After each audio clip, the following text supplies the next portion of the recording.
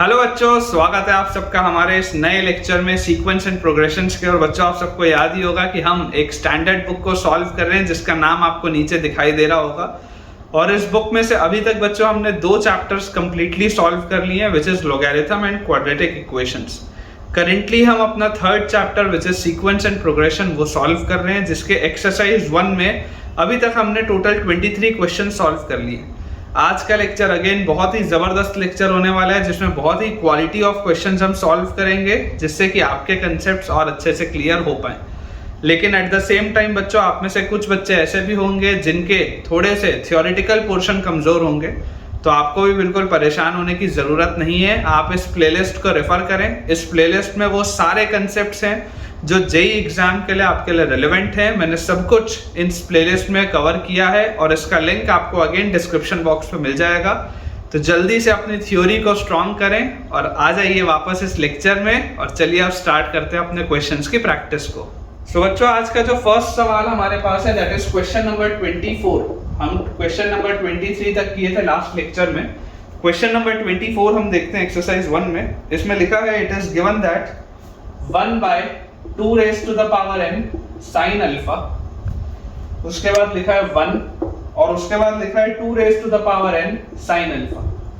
ये 3 चीजें हमारे पास दी हैं। These 3 terms are in arithmetic progression। ये जो तीनों टर्म्स हैं ये अरिथमेटिक प्रोग्रेशन में ये अपने को दिया हुआ है। For some value of alpha where alpha belongs to, आपको अल्फा दिया हुआ है कि अल्फा का जो मूवमेंट है वो 0 से π/2 में है, मतलब अल्फा का मूवमेंट फर्स्ट क्वाड्रेंट में, और अगर अल्फा फर्स्ट क्वाड्रेंट में मतलब ये भी पॉजिटिव है और ये भी पॉजिटिव है। फिर हमें दिया हुआ है लेट से for n equal to 1 alpha satisfying the above AP is alpha 1, मतलब n इक्वल टू 1 में अल्फा की वैल्यू अल्फा 1 हो जाएगी, the value of alpha 2 and so on. ठीक है, अपने पास ये लिखा हुआ है n इक्वल टू 2 पे जो अल्फा की वैल्यू हो जाएगी दैट विल बी अल्फा 2, और इस तरीके से आगे हमारे पास सिचुएशन है। हमें बोला जा रहा है कि s जो दिया हुआ है that is summation i equal to 1 से लेकर इंफिनिटी तक। s जो है that is summation i equal to 1 से लेकर इंफिनिटी तक sine of alpha i, then find the value of s। हमारे पास सवाल है, बोला जा रहा है कि s की क्या वैल्यू होगी, आपको ये बताना है। अब देखिए हो क्या रहा है बच्चों, हमारे पास दिया क्या हुआ है। आप इस बात को समझिए कि अगर ये एक अरिथमेटिक प्रोग्रेशन है, तो अरिथमेटिक प्रोग्रेशन में आपको मतलब ये बात पता है कि twice the middle term is equal to first term plus last term, मतलब 1/2 raised to the power n sin alpha plus 2 raised to the power n sin alpha. ठीक है, ये कब हो सकता है? अगर आप इसको ध्यान से ऑब्जर्व करेंगे, या चलो इसको आप ऐसे लिख लो 2 raised to the power n sin alpha -2 और plus 1/2 raised to the power n sin alpha. ये अगर हमारे पास चीज लिखी हुई है, इसकी वैल्यू हमको दी हुई है 0 के बराबर। ठीक है, तो ये आपके पास बच्चों क्या चीज लिखी हुई है, a² + b² + 2ab का अगर आप कंसेप्ट लगाएंगे तो आप उसके हिसाब से सोचिए। ये आपके पास लिखा हुआ है 2 raised to the power n/2 into √ sin alpha -1 का होल स्क्वायर। ध्यान से आप देखो, अगर आप इसको एक्सपैंड करते हो, अगर बच्चों आप इसको एक्सपैंड करते हो, यहाँ पे -1/2 raised to the power n/2 √ sin alpha ये लिखा हुआ है। इसको आप ऐसा लिख लो, ठीक है, इसका स्क्वायर है। अगर हम ध्यान से ऑब्जर्व करें तो ये हमारे पास चीज लिखी हुई है। ठीक है, ये हमारे पास चीज लिखी हुई है। ये जो चीज है बच्चों, इसका स्क्वायर आपके पास 0 दिया हुआ है, क्योंकि जब आप इसको एक्सपैंड करोगे तो आप इसका स्क्वायर करोगे, इसका स्क्वायर करोगे तो इस पूरे का जब आप स्क्वायर करोगे तो 2 की पावर n आएगा, इसका स्क्वायर करोगे तो sin अल्फा आएगा, फिर -2 into ab करोगे तो -2 आएगा, और फिर इसका जब आप स्क्वायर करोगे तो अगेन ये वाली चीज आपके पास आ जाएगी। या आप ऐसे ही बोल सकते हो कि एक नंबर और उसका रेसिप्रोकल 2 के बराबर कब होता है, जब ये भी 1 के बराबर हो और ये भी 1 के बराबर हो। ये सब हम पढ़ के आए हैं, थ्योरी में सब कुछ कवर्ड है। तो यहाँ से देखो हमको क्या चीज समझ में आ जाती है कि 2 raised to the power n √ sin alpha must be equal to 1 by, यहाँ पे n नहीं आएगा, n/2 आएगा, must be equal to 1/2 raised to the power n/2 √ sin alpha. और यहाँ से हम लिख सकते हैं, अगर इसको मैं इसके पास ले जाऊं तो इस पूरे का स्क्वायर हो जाएगा, मतलब 2 raised to the power n sin alpha की वैल्यू हो जाएगी 1 के बराबर, जो आप डायरेक्टली भी बोल सकते थे। यहाँ से आप इस चीज को डायरेक्टली बोल सकते थे कि अगर एक नंबर और उसका रेसिप्रोकल लिखा है, एक नंबर और उसका रेसिप्रोकल, तो उसकी मिनिमम वैल्यू हमेशा जो होती है वो 2 होती है। और ये इक्वल टू 2 कब होगा? जब ये भी 1 होगा और ये भी 1 होगा। ठीक है, तो यहाँ से अपने पास ये चीज आ गई। अब जैसी बच्चों ये चीज हमारे पास आई, तो यहाँ से आप देखिए साइन अल्फा की वैल्यू क्या आ गई? साइन अल्फा की वैल्यू आ जाती है 1/2 raise to the power n। Sine alpha की वैल्यू आ जाती है 1/2 raise to the power n, मतलब साइन ऑफ अल्फा 1 क्या होगा? जब n इक्वल टू 1 होगा तो this will be 1/2। Sine of alpha 2 क्या होगा? जब n इक्वल टू 2 होगा, मतलब 1/2 स्क्वायर। साइन ऑफ अल्फा 3 क्या होगा? तो साइन ऑफ अल्फा 3 आपके पास आ जाएगा 1/2 का क्यूब। इस तरीके से आएगा। हमें निकालना क्या है? हमें निकालना है i इक्वल टू 1 से infinity sine of alpha i। Sine of alpha i मतलब आप समझ के देखिए आपको क्या बोला जा रहा है निकालने के लिए। आप i इक्वल टू 1 रखेंगे तो ये बोल रहा है साइन अल्फा 1, फिर i इक्वल टू 2 रखेंगे तो साइन अल्फा 2, फिर i इक्वल टू 3 रखेंगे तो sine alpha 3 and so on till infinity. आपको इसको निकालना है। मतलब बेसिकली आपसे जो सीरीज निकालने बोला जा रहा है वो सीरीज क्या है? बेसिकली बच्चों जो हमको सीरीज निकालने बोला जा रहा है वो सीरीज आपके पास आ जाएगी यहाँ पे 1/2 plus 1/2 square plus 1/2 cube and so on. ये आपको इंफिनिटी तक की सीरीज निकालनी है। तो यार ये तो एक इनफाइनाइट ज्योमेट्रिक प्रोग्रेशन लिखा है, और इनफाइनाइट जीपी का सम क्या होता है? a/1 - r। तो this will be half by 1 minus, common ratio क्या है? हाफ। तो यार इसका आंसर तो 1 आ रहा है। इसका आंसर हमारे पास क्या आ रहा है? 1 आ रहा है। चेक एक बार कर लेते हैं। तो बिल्कुल बच्चों अपन ने करेक्ट सॉल्व किया है। क्वेश्चन नंबर 24 जो था उसका आंसर 1 है in the A option. So I hope आपको ये चीज समझ में आई होगी। नेक्स्ट बच्चों अपने पास क्वेश्चन दिया हुआ है, क्वेश्चन नंबर 25। इसमें हमारे पास लिखा है कि S एक सीरीज का सम है which is 5/1 square into 2 square into 3 plus 8/2 square into 3 square into 4 plus 11/3 square into 4 square into 5। ठीक है, इस तरीके से बच्चों हमारे पास एक सीरीज है इनफाइनाइट टर्म्स तक की। तो आपसे s की वैल्यू पूछी जा रही है। देखिए बहुत सिंपल सा ये सवाल है। ऐसे वाले हमेशा सवाल में हमको पहले nth टर्म लिखना होता है, मैंने आपको सिखाया ही है। तो अगर आप इसका कोई भी जनरल टर्म लिखें तो आप देखिए ऊपर वाले जो टर्म्स हैं वो एक अरिथमेटिक प्रोग्रेशन में आपको दिखाई दे रहे हैं। तो अगर ऊपर वाले टर्म्स अरिथमेटिक प्रोग्रेशन में हमारे पास लिखे हुए हैं, इसका मतलब क्या है? इसका मतलब बहुत सिंपल सा है कि इसका जो जनरल टर्म होगा वो क्या होगा? कॉमन डिफरेंस इसका 3 है, तो जनरल टर्म इसका आएगा 3n + 2। देख लीजिए आपको आता ही है, एपी में मैंने आपको पढ़ाया है।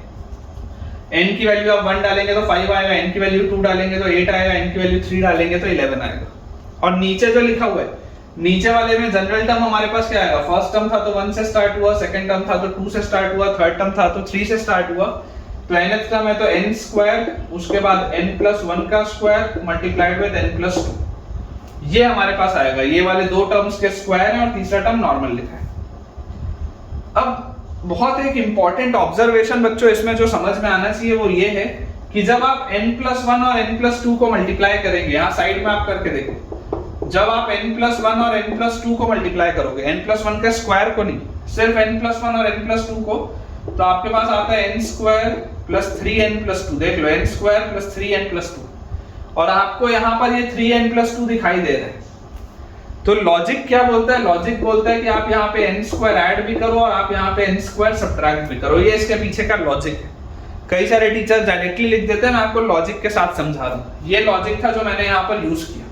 ठीक है, अब अगर बच्चों ये वाली चीज हमने कर ली तो यहां से मैं आपको बोल सकता हूं कि nth टर्म को मैं क्या लिख सकता हूं? ये जो n² + 3n + 2 मेरे पास लिखा हुआ है, दिस इज n + 1 * n + 2, और यहां पर मेरे पास है -n², और नीचे मेरे पास लिखा हुआ है n² * n + 1 का स्क्वायर * n + 2। ये अपने पास लिखा है। अगर मैं इसको ब्रेक करूं तो मेरे पास nth टर्म निकल के क्या आता है? ब्रेक करने पर देखो, n + 1 से n + 1 कटेगा, एक n + 2 से n + 2 कटेगा, तो यहाँ पर आ जाएगा 1/n² * n + 1। सबसे पहले एक n + 1 और एक n + 2 कट गया, और फिर -n² से n² कटेगा तो 1/n + 1 का स्क्वायर * n + 2। ये अपने पास आता है इसका जनरल टर्म, जैसे आप इसको ब्रेक करके लिखेंगे। तो अब आप एक एक करके वैल्यूज पुट करना स्टार्ट करिए। देखिए जैसे आप n इक्वल टू 1 डालेंगे तो फर्स्ट टर्म आपके पास क्या आएगा, 1 by 1 square into 1 plus 1 is 2 minus 1 by 1 plus 1 2 square into 3। फिर सेकेंड टर्म हमारे पास जैसे ही 2 रखेंगे तो 1 by 2 square into 2 plus 1 3 minus 1 by 2 रखेंगे तो 2 प्लस 1 3 स्क्वायर इंटू 2 प्लस 2 4। इतने में देखो पैटर्न समझ में आने लग जाता है कि टर्म्स ऐसे ऐसे कटेंगे। तो अगर टर्म्स इस तरीके से कटेंगे तो यहाँ पर बच्चों फर्स्ट टर्म बचेगा, यहाँ पर आपके पास लास्ट टर्म बचेगा जो कि ये वाला होगा। तो आपके पास जो सम आएगा n टर्म्स तक का, जब आप सबको ऐड करोगे, आपको पता ही है Sn की वैल्यू सिग्मा Tn होती है। जैसे आप बच्चों सबको ऐड करेंगे, हमारे पास ऐड करने पर क्या चीज आ जाएगी, हमारे पास बच्चों ऐड करने पर यहाँ से देखो, यहाँ पे फर्स्ट टर्म बचा 1 बाय 1 स्क्वायर इंटू 2, मतलब ये तो 1 बाय 2 हो गया, माइनस 1 बाय, यहाँ पे आपके पास क्या बचेगा, n प्लस 1 का स्क्वायर इंटू n प्लस 2। अब आपको बोला जा रहा है ये आपने जो निकाला है जैसे sum up to n terms का ये सम है। तो अगर आपको बोला जा रहा है कि आपको इनफाइनाइट टर्म्स तक का सम बताना है, इनफाइनाइट टर्म्स तक का, तो इनफाइनाइट टर्म्स तक के सम में जैसे आप n को इंफिनिटी डालेंगे ये पूरी चीज 0 की तरफ जाएगी और आपके पास आंसर आ जाएगा हाफ। तो इसका आंसर बच्चों अपने पास आएगा हाफ। ठीक है, आसान सा सवाल है, बनना चाहिए। पूरा खेल सिर्फ इस जनरल टर्म पे। चेक एक बार करते हैं आंसर को। तो मैं देख पा रहा हूँ बच्चों अपन ने बिल्कुल सही सॉल्व किया है, बी ऑप्शन में आंसर हाफ दिया हुआ है। अगला सवाल बच्चों अपने पास दिया हुआ है क्वेश्चन नंबर 26 में। अच्छा सवाल है, आप इसमें स्टार लगा लीजिएगा, बच्चे कई बार अटक जाते हैं। बोला जा रहा है कि x, y और z जो है वो पॉजिटिव रियल नंबर्स हैं। x, y, z ये जो है these are positive real numbers. These are positive real numbers which satisfy x, y, z। इन तीनों का जो प्रोडक्ट है वो 32 है, ये अपने पास दिया हुआ है। इसके बाद हमें बोला जा रहा है मिनिमम वैल्यू ऑफ, आपको मिनिमम वैल्यू बतानी है x square plus 4xy plus 4y square plus 2z square. आपको इसकी मिनिमम वैल्यू बतानी है कि इस पूरी चीज की मिनिमम वैल्यू आपके हिसाब से कितनी होगी।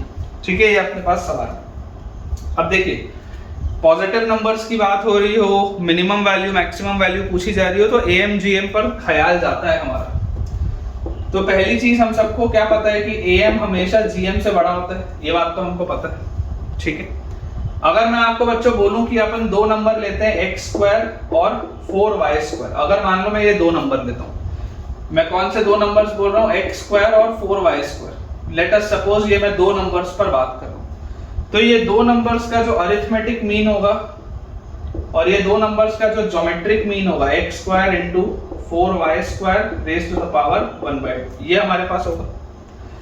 तो यार यहां से मैं इसको देखो क्या बोल सकता हूं, यहां से मैं बोल सकता हूं कि x square plus 4y square जो होगा आपके पास, ये 100% किससे बड़ा आएगा। देखो यहाँ पे 4 का रूट 2 हो जाएगा, एक्स स्क्वायर वाई स्क्वायर का xy हो जाएगा और ये वाला 2 इधर आ जाएगा, तो एक 2 और आ गया, तो ये मेरे पास आता है।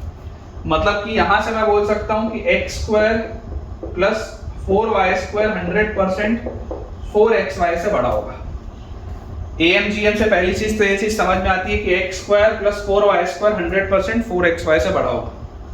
अगर मैं दोनों साइड 4xy ऐड कर दूं, क्योंकि यहाँ पर मुझे 4xy एक और लिखा है, अगर मैं दोनों साइड 4xy ऐड कर दूं तो x square plus 4y square plus 4xy ये 100% 4xy और 4xy 8xy से बड़ा होगा, ऐसा आप बोल सकते हैं। मैंने दोनों साइड 4xy ऐड किया तो x square plus 4y square plus 4xy 100% 8xy से बड़ा होगा। अब आपको बच्चों जो बात समझ में आनी चाहिए वो क्या है कि यहाँ पर आपके पास ये z स्क्वायर का भी टर्म लिखा हुआ है 2z स्क्वायर।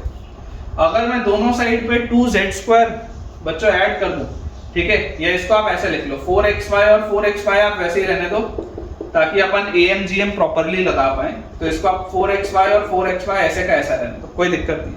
ये मैं क्यों बोल रहा हूँ अभी आपको आएगा समझ में। अगर मैं दोनों साइड 2z स्क्वायर ऐड कर दूं, ये जो 2z स्क्वायर आपके पास दिया हुआ है, इस 2z स्क्वायर को अगर मैं दोनों साइड ऐड कर दूं तो आप देखो ये लेफ्ट साइड में आपके पास वो चीज बन गई जो आपको बनानी थी, x square plus 4xy plus 4y square plus 2z square. ये पूरे की मिनिमम वैल्यू हमेशा इससे बड़ी है, ये आपको आ रहा है, ये पूरे की वैल्यू हमेशा इससे बड़ी है। अब अगर मैं ये तीन टर्म्स पकड़ूं, कौन से तीन टर्म्स, 4xy, 4xy और 2z², अगर मैं ये तीन टर्म्स पकड़ूं, आपको दिखाई दे रहा है ये वाली पूरी चीज हमेशा इससे बड़ी है। अगर मैं इन तीन टर्म्स पे आपको बोलूं AMGM लगाने, तो आप क्या बोल सकते हो, 4xy plus 4xy plus 2z² by 3 will always be greater than equal to 4xy into 4xy into 2z² raised to the power 1/3। मैं ऐसा क्यों कर रहा हूं, ये बेटा करने के पीछे की वजह क्या है कि मुझे ये xyz बनाना है। जब हम ये GM लगाते हैं तो हमको कुछ ऐसे टर्म्स बनाने होते हैं जिससे कि ये आपका जो क्यूब रूट है उसमें से वो चीज बाहर निकले, अदरवाइज प्रॉब्लम आएगी। ठीक है, तो यार यहां से देखो मेरे पास क्या चीज आ जाती है, यहां से बच्चों मेरे पास आ जाता है 4xy plus 4xy plus 2z² is always greater than or equal to, this is always greater than or equal to, ये 3 अगर मैं यहां ले जाऊं तो 4 और 4 ये हो गया आपके पास 16, 16 और 2 ये हो गया 32, तो 3 इंटू आपके पास आ गया 32 और x² y² z², तो x² y² z² और इस पूरे का पावर है 1/3, ये आपके पास चीज आ रही। अब यहां से बच्चों आप समझिए xyz क्या था, xyz था 32, x² y² z² क्या होगा, this is greater than equal to 3 into ये 32 आपके पास पहले से लिखा हुआ है और ये जो आपके पास लिखा है ये है 32 का स्क्वायर और इसकी पावर है 1/3। तो आप देख सकते हैं आप अंदर 32 का क्यूब बन गया है और उसका पावर आप 1/3 करेंगे तो 32 होगा और 32 इंटू 3 96 होगा, तो ये हमेशा 96 से बड़ा है। ये वाला जो टर्म है 4xy plus 4xy plus 2z² हमेशा 96 से आपके पास बड़ा आ रहा है। ये 4xy plus 4xy plus 2z² ये हमेशा आपके पास 96 से बड़ा आ रहा है। तो देखिए आपको जो बोला जा रहा है x² plus 4y² plus 4xy plus 2z², इसकी मिनिमम वैल्यू क्या थी, ये हमेशा इससे बड़ा था और ये हमेशा इससे बड़ा है, तो इसकी मिनिमम वैल्यू किससे बड़ी होगी हमेशा, ये आपके पास क्या आ जाएगी, इसकी मिनिमम वैल्यू 96 आ जाएगी। और ये इक्वालिटी कब होल्ड करेगी, इक्वालिटी होल्ड करेगी जब ये टर्म्स इक्वल होंगे, मतलब x² will be equal to 4y² will be equal to 4xy will be equal to 2z², उस वैल्यू के लिए आपके पास क्या आ जाएगी इसकी minimum value, that will be 96। तो एक बार चेक करते हैं अपना आंसर। तो अगेन बच्चों बिल्कुल करेक्ट है, बी ऑप्शन में 96 दिया हुआ है which is the right answer. So बच्चों एक आखिरी अपन सवाल देखते हैं व्हिच इज क्वेश्चन नंबर 27। इसमें लिखा है कि x³ minus px² x³ minus px² plus qx minus 27 equal to 0। इसके आपके पास तीन पॉजिटिव रूट्स हैं, लेट अस से इसके तीन रूट्स हैं अल्फा, बीटा और गामा। तो हमें बोला जा रहा है कि अल्फा, बीटा और गामा ये तीनों पॉजिटिव हैं, दे आर ग्रेटर देन 0, तीनों पॉजिटिव हैं। उसके बाद हमारे पास लिखा हुआ है कि p और q जो है ये भी पॉजिटिव है, ये जो p और q है ये भी पॉजिटिव है। और हमारे पास एक चीज लिखी हुई है कि p plus k plus l² is equal to 4l plus 10। ये हमारे पास एक रिलेशन दिया है जहां पर हमें बोला जा रहा है कि k और l जो है ये आपके रियल नंबर्स हैं, k और l आर रियल नंबर्स। तो find the greatest value of k, तो k की मैक्सिमम वैल्यू क्या होगी ये अपने पास सवाल है। लास्ट क्वेश्चन है आज का, अच्छा सवाल है। अब देखिए बच्चों हमारे पास रिलेशन इकलौता यही है, तो सबसे पहले हम इस रिलेशन को पकड़ते हैं। अगर हम इस रिलेशन को ध्यान दें तो यहां से देखो मैं एक चीज बोल सकता हूं, सॉल्यूशन अगर मैं लिखूं तो p plus k plus ये l² है, ये 4l आप उधर ले आओ, -4l, इसकी वैल्यू 10 के बराबर होगी। ये बात आती है समझ में? या इसको हम लिख सकते हैं p plus k plus, अगर मैं इसको परफेक्ट स्क्वायर बनाने की कोशिश करूं तो इसको मैं लिखूंगा l-2 का होल स्क्वायर। तो l² इसके एक्सपेंशन में क्या आएगा, l² -4l plus 4 आएगा, तो मैं यहाँ -4 कर देता हूँ और यहाँ पर 10 एज इट इज रहने देता हूँ, क्योंकि इसके एक्सपेंशन में +4 एक्स्ट्रा आ रहा है तो मैंने -4 कर दिया उसको बैलेंस करने के लिए और 10 एज इट इज। तो यहाँ से मेरे पास आ गया p plus k plus l-2 का स्क्वायर, इसकी वैल्यू आ गई 14 के बराबर। ये एक रिजल्ट मेरे पास आता है सबसे पहले। तो जैसे ये बच्चों रिजल्ट मेरे पास आया तो यहाँ से k की वैल्यू किसके बराबर होगी जो हमको निकालना है, k की वैल्यू हमारे पास आएगी 14 माइनस p माइनस l-2 का स्क्वायर, k की वैल्यू इसके बराबर आनी चाहिए। या हम बोल सकते हैं कि k will be equal to 14 minus common ले लें p प्लस l माइनस 2 का स्क्वायर। ये अपने पास एक रिजल्ट आता है। अब यहां से हमको देखो क्या चीज समझ में आती है कि फॉर k मैक्स, अगर आप k को मैक्सिमम करना चाहते हैं तो k मैक्सिमम कब होगा? जब इस कांस्टेंट में से सब्ट्रैक्ट होने वाली चीज मिनिमम, ये जो k है ये मैक्सिमम कब होगा? जब ये कांस्टेंट में से सब्ट्रैक्ट होने वाली चीज मिनिमम हो। तो ये पूरी चीज आपके पास मिनिमम होनी चाहिए, मतलब क्लियरली आपको पता होना चाहिए कि p प्लस l माइनस 2 का स्क्वायर जो होना चाहिए ये मिनिमम होना चाहिए, तभी तो k मैक्सिमम होगा। जिसका मतलब है कि p मिनिमम होना चाहिए एंड l माइनस 2 का स्क्वायर भी मिनिमम होना चाहिए। अब एक परफेक्ट स्क्वायर की मिनिमम वैल्यू क्या होती है? 0 होती है, मतलब l की वैल्यू तो 2 आ गई, क्योंकि l आपको बोला भी हुआ है रियल नंबर है तो आप l को 2 ले सकते हैं। मतलब जब l 2 होगा तो ये l माइनस 2 का स्क्वायर अपने मिनिमम वैल्यू ले लिया विच इज 0, क्योंकि किसी भी परफेक्ट स्क्वायर की मिनिमम वैल्यू 0 है। अब अगर आपको k को मैक्सिमम करना है तो आपको p को मिनिमम करना पड़ेगा, ये बात आती है समझ में। अब p भला मिनिमम कब होगा? p आपको पॉजिटिव बोला हुआ है, p की मिनिमम वैल्यू अब अपने को निकालनी है। तो मैं आपको एक चीज और बोलता हूं कि आप देखिए आपको एक चीज दी हुई है कि तीनों रूट्स पॉजिटिव है। अगर तीनों रूट्स बच्चों पॉजिटिव है, अगर मैं तीनों रूट्स में am gm लगा दूं, am greater than equal to gm किस में लगा दूं? अल्फा बीटा और गामा में, क्योंकि पॉजिटिव क्वांटिटीज है। तो यहां से मैं बोल सकता हूं alpha plus beta plus gamma by 3 will be greater than equal to alpha beta gamma raise to the power 1/3, ये मैं बोल सकता हूं। अब देखिए alpha plus beta plus gamma sum of roots क्या होगा? Alpha plus beta plus gamma will be minus of minus p by 1, मतलब this will be p by 3 will be greater than equal to product of roots, तो minus b by c by minus d by, मतलब product of roots will be 27, तो 27 raise to the power 1/3, 27 raise to the power 1/3। तो यहां से आपके पास क्या आ गया? 27 raise to the power 1/3, 3 होता है और 3 और 3 9, तो p is greater than equal to 9। मतलब कि p की जो मिनिमम वैल्यू है, p की मिनिमम वैल्यू क्या आ रही है? 9 आ रही है। ये बात आती है समझ में, p की मिनिमम वैल्यू 9 आ रही है। तो अगर आपको बच्चों k की मैक्सिमम वैल्यू निकालनी है तो k की मैक्सिमम वैल्यू क्या होगी? 14 माइनस p है, तो ये p मिनिमम होना चाहिए। p मिनिमम कितना है? 9, और फिर माइनस ये l माइनस 2 का होल स्क्वायर, तो ये हो जाएगा 0 का स्क्वायर, क्योंकि l की वैल्यू तो आप 2 रखेंगे तो 2 माइनस 2 0 हो जाएगा। तो यहां से आपके पास कितना आ गया? 5 आ गया। तो यार इसका आंसर k की मैक्सिमम वैल्यू हमारे पास क्या आ रही है? 5 आ रही है, और बिल्कुल सही है बच्चों, बी ऑप्शन में 5 दिया हुआ है which is the right answer. तो ठीक है बच्चों, विद दिस हम अपने आज के लेक्चर के एंड पे पहुंच चुके हैं, और मुझे पूरी उम्मीद है कि ये जो 4 सवाल आज हमने किए हैं उससे आपके बहुत सारे कंसेप्ट्स क्लियर हुए होंगे। तो अगर आपको आज का लेक्चर पसंद आया हो तो जल्दी से इस वीडियो को लाइक करें, चैनल को आप सब्सक्राइब करें, और अपने सारे फ्रेंड सर्कल में जितने भी जेईई एस्पिरेंट्स को आप जानते हैं उन्हें इस वीडियो को और इस चैनल को रेफर करें, ताकि उन सबकी पढ़ाई बहुत बढ़िया तरीके से हो पाए। Thank you.